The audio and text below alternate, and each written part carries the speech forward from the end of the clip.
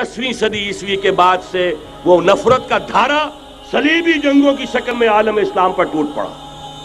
और उसके बाद हाल ही में जो फतह इन्होंने हासिल की, नोट कर लीजिए कि जहां तक प्रोटेस्टेंट मजहब का ताल्लुक है वो तो पहले से इनकी जेब में था। ये वेस्ट का लफ्ज आपने पढ़ा होगा और अखबारात में आता रहा खलीज की जंग के दौरान। वेस्ट एक तो कहते हैं ये भीड़ जो काट जाती है, मुंह सूज जाता है, एक ये वेस्ट मुखफ़फ़ है। व्हाइट एंग्लो सेक्सन प्रोटेस्टेंट्स, सबसे पहले यहूद ने उन्हें शिकार किया, अपना आलाकार बनाया।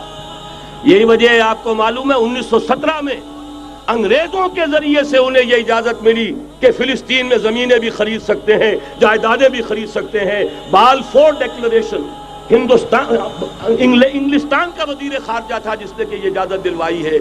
वरना यह कि खिलाफत उस्मानिया जब तक कायम रही है, खलीफा उस्मानी तुर्क खलीफा ने इजाजत नहीं दी, इसलिए कि हजरत उमर रजी अल्लाह ताला अन्हु, ये भी अब तारीख की एक हकीकत बयान कर रहा हूं जो शायद बहुत से हजरात के इल्म में न हो, कि जब यरूशलेम के ईसाइयों ने सरेंडर किया है यरूशलेम, हजरत उमर आए हैं, तशरीफ लाए हैं मदीना मुनव्वरा से चार्ज लेने के लिए। उस वक्त जो ट्रीटी लिखी गई है, जो मुआहदा हुआ है, उसमें वहां के यहूदियों, यहाँ के ईसाइयों ने तय कराया था कि यहाँ आप यहूदियों को आबाद होने की इजाजत नहीं देंगे। यहूदी आ सकता है, ज़ियारत कर सकता है, अपने मकामात मुक़द्दसा को आकर देख सकता है, यहाँ आबाद नहीं हो सकता। और ये कौन शर्त रख रहा है? ईसाई। उस वक्त तक ईसाइयों की दुश्मनी यहूदियों के साथ इस दर्जे में थी। और यही हजरत उमर रजी अल्लाह ताला अन्हु की वो शर्त थी कि सलातीन उस्मानिया, खुलफाए उस्मानिया ने भी, हालांकि यहूदियों ने बड़ी से बड़ी रिश्वत देने की कोशिश की है, सुल्तान अब्दुल हमीद खान को यूं समझिए कि सीमो जर से खरीदने की कोशिश की है, लेकिन इसके बावजूद उनका कि जो फैसला हजरत उमर कर गए थे, जो कमिटमेंट रजी अल्लाह ताला अन्हु उनकी है, मैं उससे सरे मुंह इनहराफ नहीं कर सकता। असल में उसी की तो सदा है जो फ्री मेसनरी के जरिए से खिलाफत का खात्मा कराया गया, कि यही सबसे बड़ी रुकावट है। अगर खिलाफत खत्म न होती और अगर कहीं जिहाद का ऐलान खलीफा उस्मानी की तरफ से हो गया होता, तो ये कही थी बात जब हजरत शेखुल हिंद रहमतुल्लाह अलैह जब ये असीरी में थे माल्टा में, तो वहां का अंग्रेज कमांडेंट, उसने चूंकि वो कुछ मुरीद हो गया था या कम से कम अकीदतमंद हो गया था, एक रोज हजरत शेखुल हिंद ने उनसे सवाल किया उस शख्स से कि आप लोग हमारी खिलाफत के पीछे क्यों पड़े हुए? ये तो बीमार, तुम खुद कहते हो, यूरोप का मर्दे बीमार तुर्की, आपको क्या डर है इससे? आप क्यों इस बेचारी खिलाफत के दर पे हैं? उस शख्स ने जवाब दिया था, मौलाना इतने भोलपन के साथ बात ना कीजिए, हम भी जानते हैं, आप भी जानते हैं, अगर कहीं खिलाफत उस्मानिया की तरफ से जिहाद का ऐलान हो गया तो पूरे आलम इस्लाम से लाखों मुसलमान अपने सरों से कफन बांध कर निकल आएंगे। आज इस गए गुजरे दौर में भी इस कमजोर और यूं समझिए कि नाम निहाद खिलाफत के अंदर इतनी जान है, इतनी ताकत, लिहाजा उसको खत्म किया गया। और खत्म कराया गया किन के जरिए से? वो जो मुसलमान कहलाते हैं थे फ्री मेसन, मुस्तफा कमाल पाशा फ्री मेसन, और उसके जरिए से इन्होंने सारे काम जो करवाए वो दर हकीकत अपनी साजिशों के जरिए से और मुसलमानों को इस्तेमाल करके करवाए। बहरहाल बात लंबी हो रही है। पहली बात तो यह है कि वही नक्शा उस वक्त का आज भी है जहां तक यहूदियों का ताल्लुक है, लेकिन फर्क ये वाक़ हो गया कि उस वक्त ईसाई यहूदियों के ताबे नहीं थे, बल्कि ईसाइयों और यहूदियों के माबैन दुश्मनी थी। आज यहूदी ईसाइयों पर मुसल्लत हो चुका है। फरंग की रगे जहां पंजे यहूद में है, और आज के फरंग का लीडर अमेरिका है। अमेरिका का सदर यूं समझिए कि वो इन यहूदियों का गुलाम है। मजाल नहीं कि उनकी मर्जी से इधर से उधर हो जाए, और अगर कोई गलती से इधर से उधर हो जाए तो उसका पत्ता चाक हो जाएगा। आप देखिए क्या हशर हुआ है बुश का, हालांकि बहुत बड़ा हीरो बनकर निकला था गल्फ वॉर से, लेकिन जरा सा एक बयान दे दिया था कि जो इसराइल को पसंद नहीं आया, तो जो इलेक्शन में चारों शाने चित हुआ है उसका जो हशर हुआ है वो देख लीजिए। तो पहली बात तो ये समझ लीजिए कि आज भी यहूदी, ये न्यू वर्ल्ड ऑर्डर है, न्यू वर्ल्ड ऑर्डर, और इसमें ईसाई दुनिया उसकी आलाकार है। अब सूरत हाल क्या है?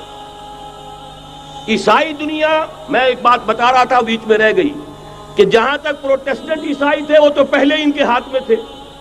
हाल ही में इन्होंने जो फतह हासिल की है وہ کیتھولک عیسائیت کو بھی اپنے ہاتھ میں لے لیا ہے۔ چنانچہ پوپ صاحب نے فرمان جاری کر دیا ہے کہ ہمارے خداوند یسوع مسیح کے قتل کی ذمہ داری ان یہودیوں پر نہیں ہے، بری کر دیے گئے۔ 1900 برس کے بعد، بلکہ 2000 برس کے قریب ہو گئے، انہیں ایگزونریٹ کر دیا گیا، ایبسالو کر دیا گیا، ان پر ذمہ داری نہیں۔ نتیجہ یہ نکلا ہے کہ ابھی چند مہینے پہلے جو مذاکرات صلح کے ہو رہے تھے، جن میں یاسر عرفات بھی تھے اور یہ اسحاق رابین گیا ہوا تھا واشنگٹن، وہاں سے واپس آیا ہے تو روم میں رک کر پاپائے روم سے ملاقات کر کے تشریف لائے ہیں، انہیں دعوت دی ہے کہ یروشلم آئیے، اور ویٹیکان نے تسلیم کر لیا ہے اسرائیل کو، اور ویٹیکان کا اب جو ہے ایک ایمبیسی، اس کا جو ہے سفارت خانہ وہ یروشلم میں بننے والا ہے، اور پوپ صاحب بھی وزٹ کرنے والے ہیں۔ گویا کہ یہ گٹھ جوڑ اب مکمل ہو چکا، اب کہیں اس میں کوئی کمی نہیں رہی۔ اس یونائٹڈ فورس کے ساتھ یہ نیو ورلڈ آرڈر اس وقت عالم اسلام پر حملہ آور ہے۔ اب اس میں نوٹ کیجئے کہ اس وقت کی فضا ہے کیا۔ عالم اسلام میں سے عالم عرب ان کے شکنجے میں جا چکا، کیوں بنا کر کھڑے ہوئے ہیں اسرائیل کو ماننے کے لیے اور سر تسلیم خم کرنے کے لیے۔ انہیں بلا کر میڈرڈ میں پیش کیا گیا یہودیوں کے سامنے کہ تم جن کے ساتھ ایک ٹیبل پر بیٹھنے کو تیار نہیں تھے، میڈرڈ میں آؤ، آؤ اپنا قبرستان دیکھو، یہ اسپین کی سرزمین جہاں تم نے 800 برس حکومت کی تھی، یہ تمہارا قبرستان، یہاں آؤ اور بیٹھو اور ان کے ساتھ بات کرو۔ گئے تھے کہ نہیں تمام فرنٹ لائن سٹیٹس میڈرڈ میں؟ حالانکہ کوئی بین الاقوامی کانفرنس کبھی میڈرڈ میں نہیں ہوئی، یا تو یہ واشنگٹن میں، بعد میں وہ سارے معاملات واشنگٹن میں چلے، شروع وہاں سے کیا۔ اس لیے کہ نیوز ویک کا کچھ عرصے پہلے کور سٹوری جو تھی 1992 is the year of Spain. Why? 1592 was the year of the fall of Granada. 1492 میں 1492 میں غرناطہ کا سقوط ہوا، اور پورے آئیبیرین پیننسولا سے ایک ایک مسلمان بچہ بچہ نکال کر ختم کر دیا گیا، یا زندہ جلا دیے گئے، یا تہہ تیغ کر دیے گئے، یا جہازوں میں بھر بھر کر۔ اور آپ کو معلوم ہے میڈیٹرینین کی حیثیت کیا ہے، خلیج ہے، ایک معمولی سی خلیج، ادھر سے اسپین کا ساحل قریب آ جاتا ہے، اسپین کے ساحل سے جہازوں میں بھرا اور نارتھ افریقہ کے ساحل کے اوپر پھینک کر آ گئے۔ پورے ہسپانیہ میں جہاں 800 برس مسلمان کی حکومت رہی، ایک بچہ بھی مسلمان نام کا موجود رہا۔ یہ تھا 1492، اور اب آیا تھا 1992۔ 1992 is the year of Spain۔ اسی لیے ورلڈ اولمپکس رکھے گئے، وہاں دلہن کی طرح سجایا گیا ہسپانیہ کو، اور بلایا گیا، طلب کیا گیا، سمن کیا گیا تمام دول عرب کو، آؤ یہاں بیٹھو، اور یہاں بیٹھ کر اپنے ان یہودی دشمنوں کے ساتھ مصالحت کی بات شروع کرو۔ بہرحال نوٹ کر لیجئے، عالم عرب جا چکا ہے۔ کوئی دن کی بات ہے، میں سنسنی پیدا نہیں کرنا چاہتا، لیکن حالات اور واقعات سے نگاہیں بند کرنا بھی کوئی دانش مندی کی بات نہیں ہے۔ یہ ایودھیا کی مسجد شہید کی گئی، ابھی یہ ایک بہت بڑا مزار جو ہے شہید کیا گیا، اور اس کے ساتھ کئی مسجدیں شہید کی گئی۔ یہ سب کیا ہے؟ یہ مسلمانوں کی نفس دیکھی جا رہی ہے کہ کوئی غیرت اور حمیت نام کی کوئی شے باقی ہے؟ جیسے علامہ اقبال نے وہ نظم لکھی تھی، عبد القادر روہیلا بڑا ظالم جفاجو کینہ پرور تھا، لیکن یہ کہ اس نے جو ایک ٹیسٹ لیا تھا کہ وہ جو عورتیں ہیں تیموری خاندان کی، ان میں کوئی رمق رہ گئی ہے؟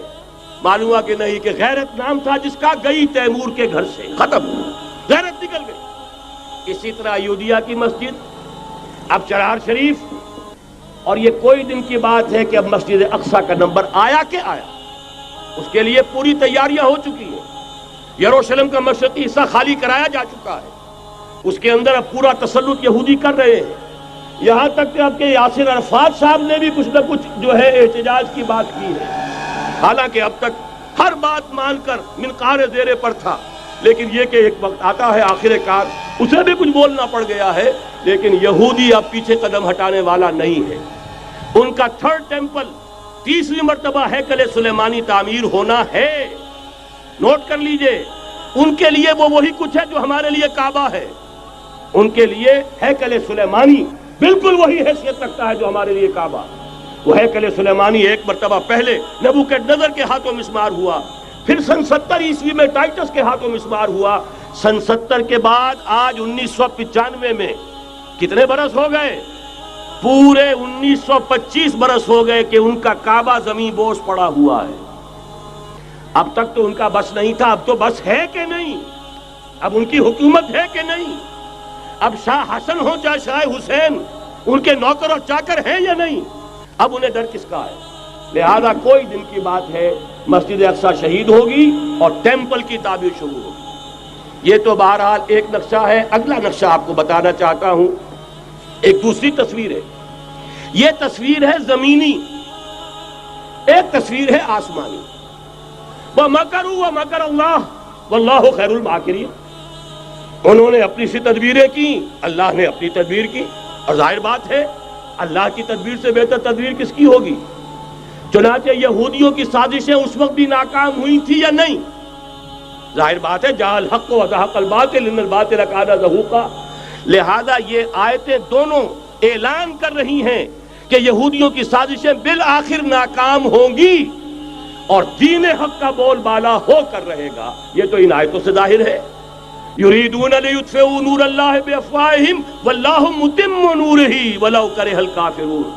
یریدون ان یطفئوا نور اللہ بافواہہم ویابى اللہ الا یتم نورہ ولو کرہ الکافرون. هو الذی ارسل رسولہ بالہدى ودین الحق لیظہرہ علی الدین کلہ ولو کرہ المشرکون. اللہ نے تو بھیجا ہی ہے اپنے رسول کو اس فیصلے کے ساتھ اور یہ ذمہ داری اور مشن دے کر کہ جو دین حق آپ کو دے کر بھیجا جا رہا ہے اسے غالب کیجئے، نافذ کیجئے، قائم کیجئے. اس مشن کے ساتھ بھیجا جا رہا ہے. اور وہ بہرحال آیا جاء الحق وزهق الباطل ان الباطل کان زہوقا. لیکن نوٹ کرنے کی بات یہ ہے، ذرا یہاں تھوڑا سا تحمل کے ساتھ غور کیجئے گا، کہیں میرے خلاف کوئی فتویٰ دینا شروع کر دیں. کیا حضور کا مقصد بعثت اس وقت مکمل ہو گیا تھا؟ ایک درجے میں ہو گیا کہ جزیرہ نما عرب پر اللہ کے نور کا بھی اتمام ہو گیا، اللہ کا دین بھی غالب ہو گیا. ہو گیا کہ نہیں ہو گیا؟ لیکن کیا محمد الرسول اللہ صرف عرب کے لیے بھیجے گئے تھے؟ قرآن کہتا ہے ببانگ دہل وما ارسلناک الا کافۃ للناس بشیرا ونذیرا. اے محمد صلی اللہ علیہ وسلم، ہم نے نہیں بھیجا ہے آپ کو مگر پوری نوع انسانی کے لیے بشیر اور نذیر بنا کر.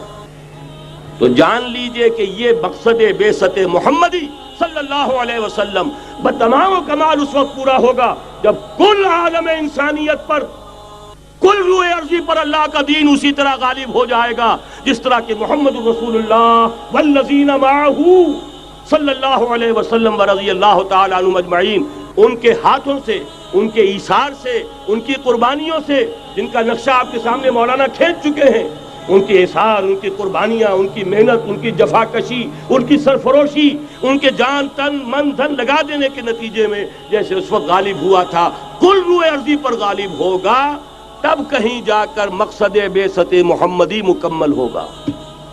یہی وجہ ہے اقبال نے کہا تھا وقت فرصت ہے کہاں، کام ابھی باقی ہے، نور توحید کا اتمام ابھی باقی ہے. لیکن ساتھ ہی خوشخبری بھی دی تھی، یہ چمن معمور ہوگا نغمہ توحید سے. آئے گا وہ دور، یہ چمن معمور ہوگا نغمہ توحید سے، لازماً آ کر رہے گا.